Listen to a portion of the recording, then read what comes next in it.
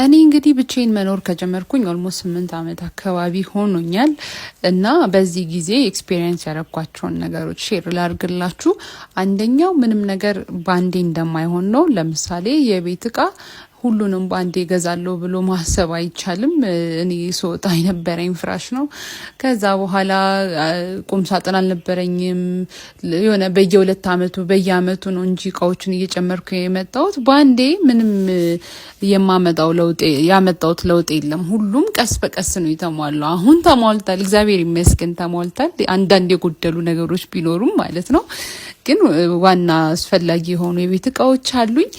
ምን ልላችሁ ነው ላጤዎችዬ፣ ፍሪጅ የለኝም፣ ቲቪ የለኝም ምናምን እያላችሁ የሰውን ኑሮ እያያችሁ እናንተን እንዳይሰማችሁ ሁሉም ነገር ቀስ በቀስ ነው የሚሆነው። እኔ ኢቭን ከ2 አመት በፊት ፍሪጅ አልነበረኝም ምናምንና ያንዳንዱን ነገር ቀስ በቀስ ነው ያሟላሁት። ስለዚህ ሁሉም ነገር ቀስ በቀስ ነው የሚሆነው ላችኋለሁ። ራሳችሁን ስትረስ ውስጥ አትክተቱ ለማለት ነው።